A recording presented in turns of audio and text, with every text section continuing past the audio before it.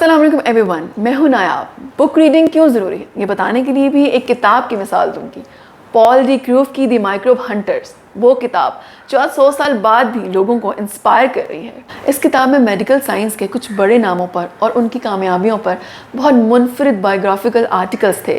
किताब की असल खूबी इसका दिलचस्प अंदाज था। पॉल बहुत अच्छा साइंस कम्युनिकेटर था और बज़ाहिर बोरिंग साइंसेस रिसर्चेस को एक कहानी की तरह पेश कर सकता था, ऐसी कि हर पढ़ने वाले के जहन में उन साइंसदानों की ज़िंदगियाँ किसी फिल्म की तरह चलने लगती, जिसमें थ्रिल, सस्पेंस, डिसअपॉइंटमेंट्स और कामयाबियाँ सब मौजूद थे। वैसे लिखना लिखाना पॉल के लिए कोई नई बात नहीं थी।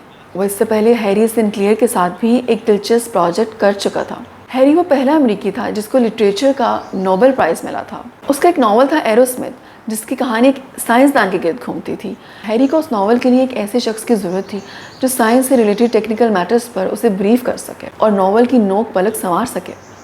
ये काम पॉल डी क्रूफ ने ही सर अंजाम दिया।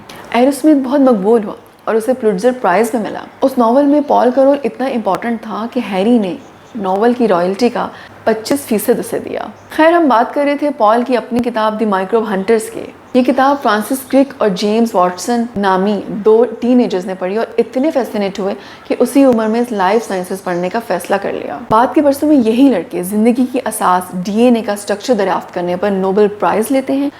आज की सारी फोरेंसिक साइंस, जेनेटिकल इंजीनियरिंग और अरबों डॉलर की बायोटेक इंडस्ट्री उनकी इसी दरियाफ्त से फूटी है। सिर्फ यही नहीं, हैरल्ड वर्मस, जिसने कैंसरस जीन्स दरियाफ्त करके कैंसर की रिसर्च को पहली मर्तबा एक दुरुस्त सिमत दी और नोबेल प्राइज़ हासिल किया। He also got inspired by this book। फिर पीटर एग्रे, जिसने बॉडी सेल्स में वाटर चैनल्स दरियाफ्त किए और बताया कि जिस्म के हर सेल में पानी कैसे दाखिल होता है और निकलता है। शायद आप सोच रहे होंगे कि ये कौन सी बड़ी दरियाफ्त है, लेकिन ये है, तभी तो उसे नोबेल मिला।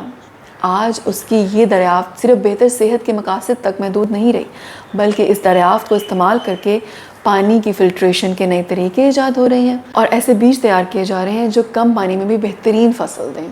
पीटर एग्रे भी ये किताब पढ़कर जिस्म की बारीकियों में दिलचस्पी लेने पर मजबूर हुआ था। और फिर मॉलिक्यूलर बायोलॉजी का आगाज़ करने वाला एक और नोबेल लॉरिएट जोशुआ लेडरबर्ग है। पोलियो वैक्सीन की इजाज़ से करोड़ों जिंदगियां बचाने वाला जोनास साल्क है। केमिस्ट्री में पीएचडी करने वाली पहली ब्लैक अमेरिकन मेनेड डेली है। हेपेटाइटिस बी का वायरस दरियाफ्त करने पर नोबेल लेने वाला सैमुअल ब्लमबर्ग है। और फिर सबका पसंदीदा जाना पहचाना कार्ल सेगन। सब पॉल की इसी किताब के मुताले को अपनी ज़िंदगी का वो नुक्ता समझते हैं जिसके बाद साइंस और रिसर्च उनकी दिलचस्पी का मौजू बन गया। And believe me, the list of scientist motivated by this book does not and here. और फिर बात सिर्फ द माइक्रोब हंटर्स तक ही महदूद नहीं, ऐसी किताबों की भी फहरिस्त तवील है जिसने फ्यूचर जनरेशन ऑफ साइंटिस्ट को इंस्पायर किया। तो किताबें इस तरह से भी असर डालती हैं। और माना कि माइक्रोब हंटर्स पढ़ने वाला हर बच्चा साइंटिस्ट नहीं बना, लेकिन जितना इम्पैक्ट इस किताब ने डाल दिया वो भी कम नहीं। It's huge.